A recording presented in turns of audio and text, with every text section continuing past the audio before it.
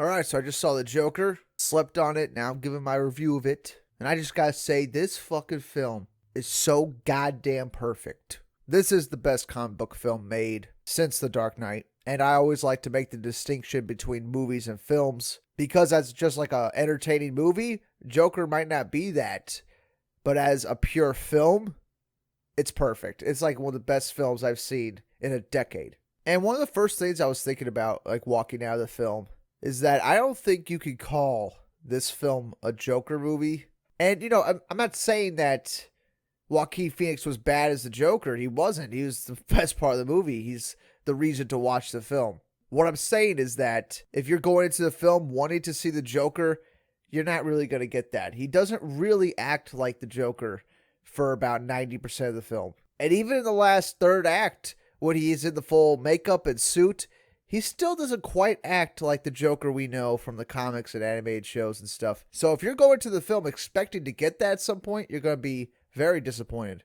This is an entirely different character that just happens to be called Joker. And it happens to take place in Gotham City. And as far as like the comparisons between Heath Ledger's Joker and this Joaquin Phoenix Joker, me and my friends were talking about this after the show, and we agreed you can't really compare them. They are not similar in the slightest, actually. They're completely different characters.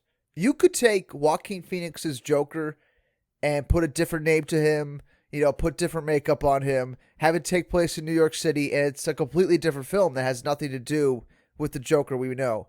The only ties this has to the comic books is the Wayne family and Joker having the name Joker. That's about it. Like, that's all the ties it has, and it takes place in Gotham City. So that's about it as far as comic book connections go. So, I was going in thinking that maybe this Joker origin is going to be a setup for later films, maybe. Like, maybe we get a Batman film with this Joker in it. Because they do show the Wayne family in this movie. So it's not that much of a stretch to see the Joaquin Phoenix Joker go take on a Batman, But after seeing this movie, I really don't want them to make another one. I think this should just be a standalone by itself.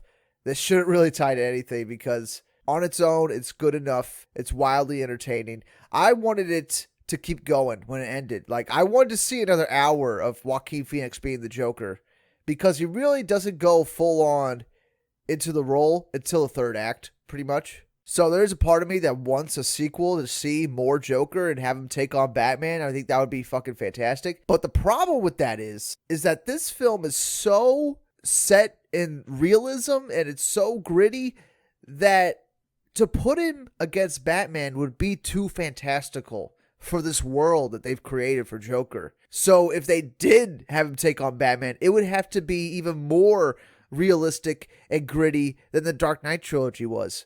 Right? And I don't know if people can handle that. I don't know if they can handle a Batman that's really down to earth, that's uber violent. Because in this Joker movie, there is some like Quentin Tarantino-esque violence in some spots. And you really feel the impact of the violence, which I really enjoyed a lot. Even though there wasn't a lot of it, surprisingly. I think there was like 6 people he killed, something like that. So the film really wasn't about that. It's really about watching Joker, Arthur Fleck, descend into this Joker madness he has, You're essentially watching the world beat him down into this Joker character he becomes in the end, right? And the violence kind of hits you harder because you're kind of wanting Arthur Fleck to get better, You're hoping he has something good happen, and then the violence happens, and you're like, God damn, here we go. Like, it's going down this road. There's nothing that can stop him now. Like, he has to go down this road. And none of the kills are played for laughs at all. I mean, it is fucking startling sometimes when you see him, like, kill people. But funny enough, there is some levity in the film. Like, there's minor spoilers. If you don't want to hear any spoilers for the film, just click off now because I have to talk about some stuff that happened in the film. And if you don't want to hear it, click off. Just know I really like the Joker. I think it's the best DC film they've made ever. Like, ever. Like, it's up there. It's like one of the best films ever made. That just happens to have a DC character in it, really. But anyway, there's some funny moments in this film. And one of the funnier moments is when he kills a person and there's a little person next to him and he doesn't kill the little person and he lets him go.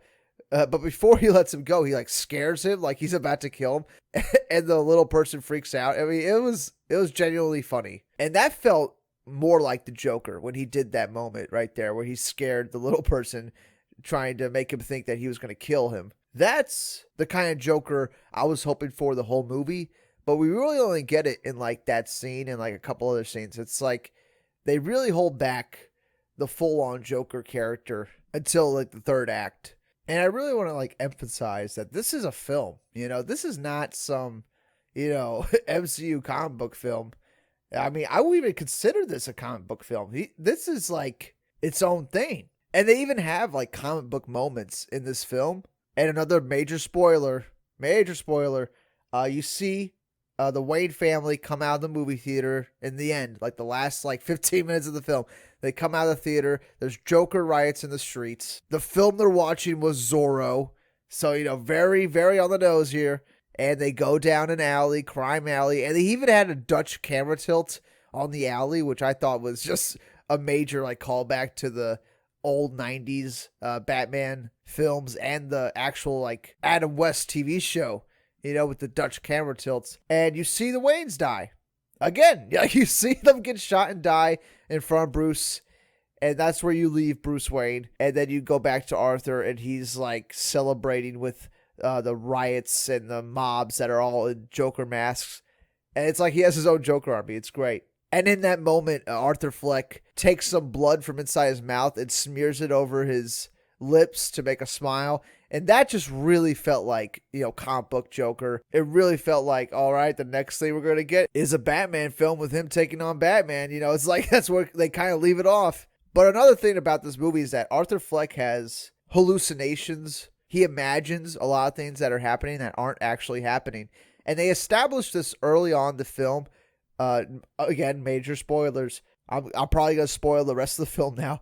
But yeah, early on in the film, they establish he's having like hallucinations and he's imagining things when they show the talk show, and it shows Arthur Fleck on the talk show as he's watching on the TV. So they establish that he is imagining himself being on the talk show when he's just watching it. So that's the first hallucination, really, right? And then you go on later in the film and he meets a girl. Then you see more scenes of them hanging out and she's like going on dates with him and stuff. And he goes into her apartment and, has sex with her. And then you get to a point in the film where he goes into her apartment, right? To what you think is his girlfriend's apartment. And then you see her and she's horrified and she's like, "Why are you in here?" Like she's never seen him before.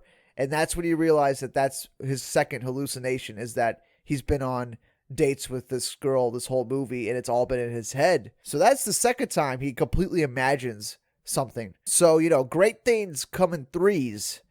And there has to be a third hallucination in this movie that they're not saying straight up. So you just have to guess which one is his imagination. And I think it has to be the cop car crashing at the end that allows him to escape and celebrate with the Joker mob at the end. I think all that is in his head. I think he is imagining the streets are, on fire and there's riots everywhere. I think that's what he's imagining. I think the cop car crashing is just him imagining that too. Because at the very end of the movie, you see him in handcuffs in a psychiatric hospital, talking to some psychiatrist. And that's where the movie really ends. So I have to assume that he was caught later that night after the police car crashed, or he imagined all that and the police car never crashed at all, and he actually got sent to the insane asylum. So that's probably what the ending is. At least that's what I'm thinking. That's what I'm taking away from it. And even the last shot of the film, you see him walking away from the psychiatrist's office and he has bloody footprints, and then he starts getting chased by a ward. So I think that part's real. I think he really did kill the psychiatrist, and that's how the movie ends. He's walking away and he's getting chased around the asylum. And I'm like, that's a perfect ending for Joker. Joker trying to escape the asylum. Like, how more perfect could that be? Like he's killing people and laughing about it. He's being chased around the asylum. I think that was a great touch to put on the end. A nice way to end the whole Joker film, because he's the Joker at the end, and he stays like that. And that's where he's always going to be. He's always going to be running around the asylum trying to get out and stuff like that. And I think that's a great little touch they added. And another thing, early on in the film, I don't know if anybody else caught this or if anybody else was reading into this, but they start talking about super rats, like a bunch of rats infesting the city on the news, like very early on in the film. And it could be allegory for something else. It could be something relating to the plot. And, I guarantee that's what it is. But all I was thinking when they were talking about, rats infesting the city, all I was thinking was Ratcatcher. I'm like, wow, they're going to have a Ratcatcher reference in the film. Like, that's all I was thinking. And it would be hysterical later in the film if they found out that there was somebody controlling all the rats. And it was Ratcatcher. Like, I think that would have been hysterical. But, maybe it is a reference to the comic books. Who knows?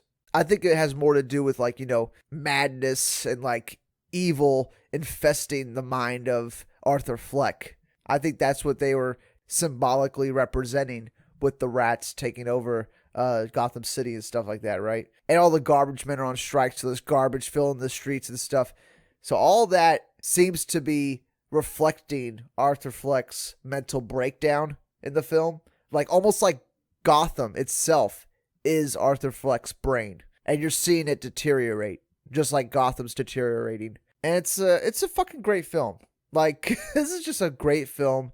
I would be shocked if Joaquin Phoenix doesn't win the Oscar.